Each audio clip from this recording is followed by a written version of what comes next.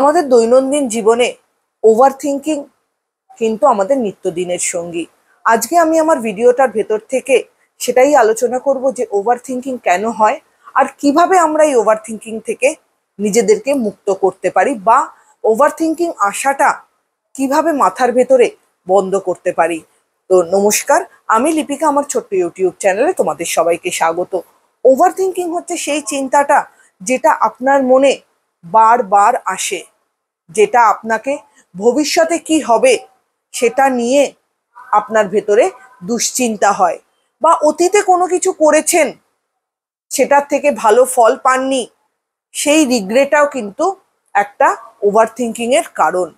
তো এই ওভার থিঙ্কিংটা যে বারবার আসে, ওভার থিঙ্কিং এর ফলে কিন্তু আমরা আমাদের দৈনন্দিন জীবনের যে কাজগুলো করা উচিত, যে প্রবলেম সলভিং এবিলিটি দিয়ে আমাদের দৈনন্দিন জীবনে বর্তমান জীবনের যে প্রবলেমগুলো সলভ করা উচিত, সেগুলো কিন্তু সেভাবে আমরা করে উঠতে পারি না।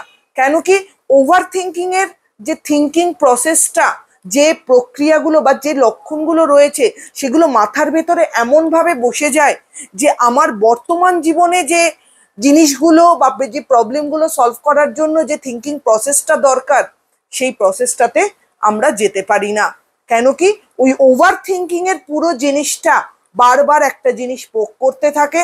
সেকেন্ড, আমি অতীতের কোনো জিনিস নিয়ে বারবার ভাবতে থাকি, অতীতের ভুলগুলো নক করতে থাকি, বা ভবিষ্যতে আমার কি হবে এটা নিয়ে আমার বা আপনার দুশ্চিন্তাটা মাথার ভেতরে বারবার নক করতে থাকে, যার কারণে বর্তমানের যে জিনিসগুলো নিয়ে আমাদের ভাবা উচিত, যেগুলো আমাদেরকে ভবিষ্যতের লাইফটাকে সিকিওর করবে বা ভবিষ্যতের প্রবলেম সলভিং এ হেল্প করবে, সেগুলো কিন্তু নিয়ে আমরা ভাবতে পারি না।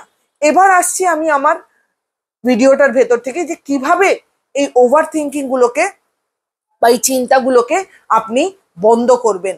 প্রথম যেটা করতে হবে, আপনার মাথার ভেতরে যে চিন্তাগুলো আসছে সেগুলো ওভার থিঙ্কিং কিনা সেটাকে চিহ্নিত করার পর আপনাকে যেটা করতে হবে যে এই ভাবনাটা মাথার ভেতরে আসতে হবে যে কেন আমার নেতিবাচক চিন্তাগুলো বারবার আমার মাথায় আসছে, কি কারণে আসছে, সেটার পেছনের কারণগুলো কি, সেটাকে আপনাকে ভাবতে হবে।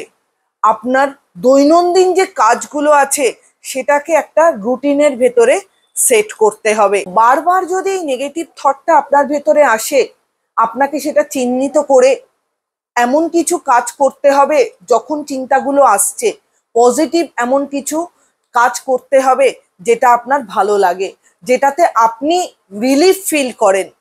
সেই ধরনের কাজগুলো আপনার ওই নেতিবাচক থটটা যখন আসছে তখন কিন্তু সেখানে তার অন্তর্গত করতে হবে, যে আপনি যখন কাজগুলো বা চিন্তাগুলো আসবে তখন ওই কাজের ভেতরে নিজেকে স্পেন্ড করবেন, সেই কাজের ভেতরে, এবং সেই কাজের মধ্যে দিয়ে আপনার থট প্রসেসটা কতটা আপনি কন্ট্রোল করতে পারছেন সেটা কিন্তু আপনাকে চিহ্নিত করতে হবে।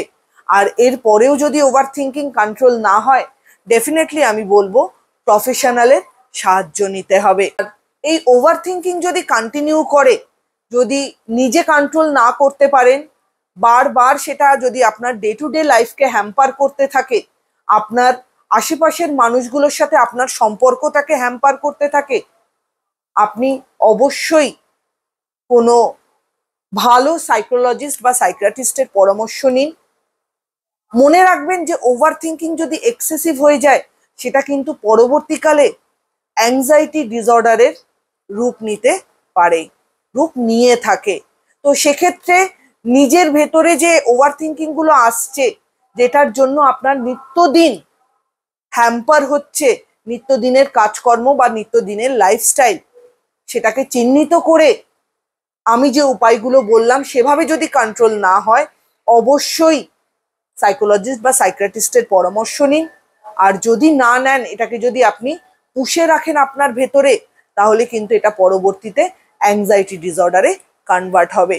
তো ভবিষ্যৎটা আপনাকে আইডেন্টিফাই করতে হবে। ওভার থিঙ্কিং এর এগেনস্টে আপনি সলিউশন চান না, আপনি ইন ফিউচার এটা নিয়ে কিন্তু মারাত্মক ডিসঅর্ডারের এফেক্ট আপনার ভেতরে হতে পারে।